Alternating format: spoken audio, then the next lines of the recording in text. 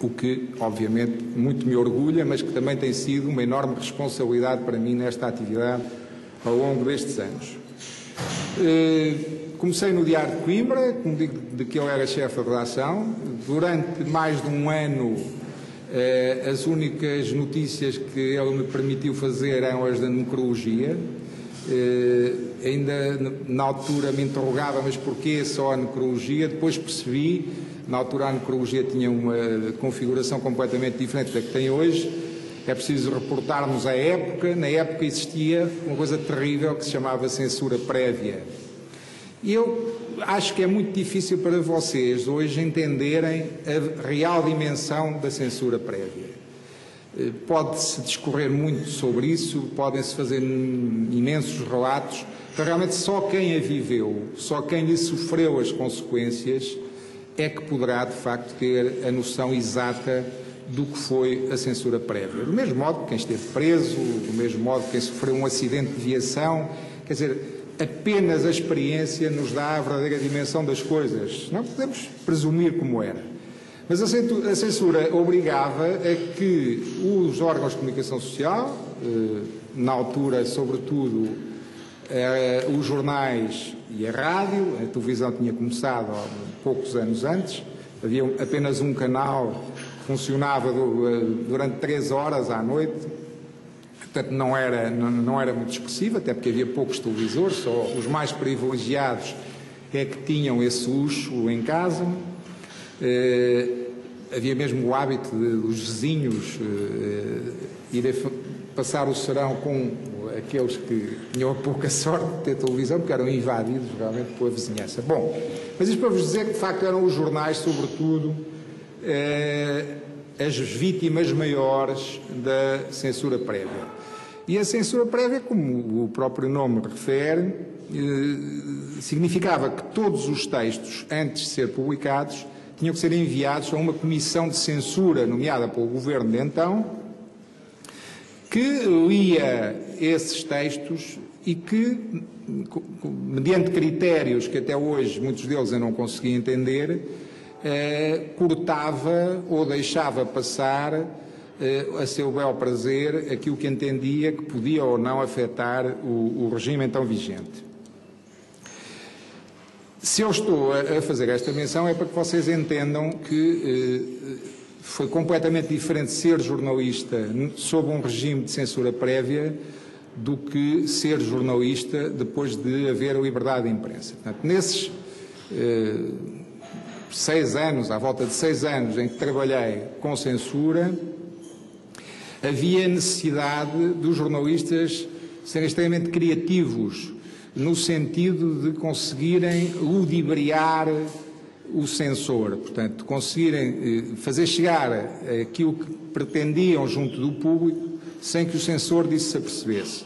Aqui em Coimbra houve uma série de factos que puseram à prova exatamente essa criatividade dos jornalistas, que foi a chamada crise académica de 69, que começou no dia 17 de abril de 1969, no dia em que foi inaugurada o Departamento de Matemática daqui da Faculdade de Ciências. A inauguração foi presidida pelo então Presidente da República, o Almirante Américo Tomás. O Almirante Américo Tomás, alguns chamavam-lhe o inaugurador, porque ele realmente, de Presidente da República, tinha pouco, era um homem que, sobretudo, ia inaugurando e fazendo discursos absolutamente inenarráveis, ridículos, de tal forma que a maior parte deles eram cortados pela censura. É um pormenor curioso. Bom, mas isto para vos dizer que nesse dia, o então Presidente da Associação Académica, Alberto Martins, que é hoje deputado do Partido Socialista, tinha tentado, antes, quando foi feito o programa da inauguração, tinha tentado que o autorizassem a usar a palavra em nome dos estudantes, o que lhe foi liminarmente recusado.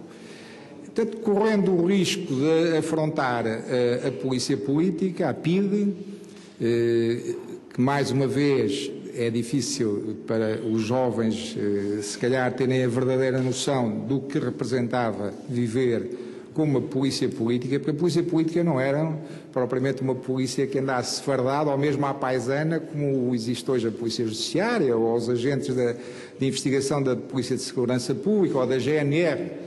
Era uma polícia que tinha tentáculos espalhados por toda a sociedade, que eram os informadores, vulgarmente designados por bufos, que eram indivíduos que eram pagos para, no seu local de trabalho, no próprio café, quer dizer, havia alguns que se sentavam à mesa do café só para escutar as conversas aí, onde os senhores hoje estão sentados, em muitas dessas mesas, pessoas só porque disseram o Salazar já devia ter saído, ou o Américo Tomás só diz disparates, apenas por terem afirmado isso foram presos passados minutos.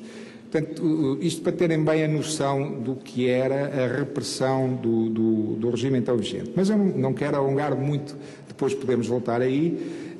Quero apenas fazer esta distinção, o que era ser jornalista antes do 25 de Abril e depois do 25 de Abril de 1974. Histórias de antes do 25 de Abril, há muitas.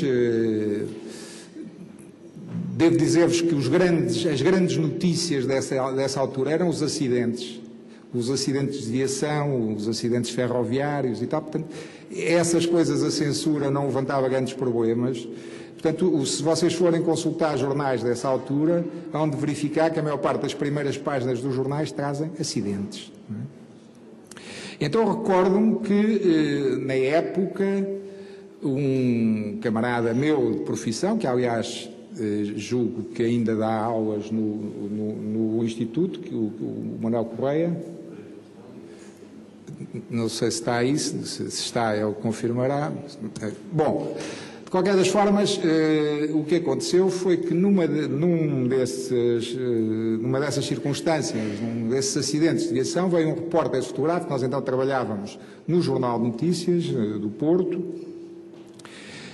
Houve um acidente de viação, fomos a primeira equipa de reportagem a chegar ao local e o repórter fotográfico, depois de ter recolhido as imagens, como sempre, como sabem, junta-se imensa gente sempre à volta, as pessoas se verem e tal, curiosidade um pouco mórbida que é inevitável neste tipo de situações, e então virou-se para os populares, como agora se lhes chama, portanto, para as pessoas que estavam em redor, e pediu-lhes, vá, ajudem aí, vamos pôr o carro direito e tal. Bom, eu confesso que, jovem repórter, muito verde ainda naquelas andanças, fiquei muito sensibilizado com aquela prova de civismo do dito repórter fotográfico e fui-lhe mesmo dizer isso ao Viseu. Parabéns, realmente fiquei muito sensibilizado, achei um gesto cívico bonito, esse de teres pedido às pessoas para tirarem o carro. Um gesto cívico bonito. Não, senhora, eu mandei tirar o carro, que é para quando chegarem os do janeiro já não poderem fazer o boneco que eu fiz. Portanto, quer dizer, a minha preocupação tinha sido de ter o carro no local do acidente ainda virado de pernas ao ar, para que os jornais da concorrência não apanhassem essa imagem.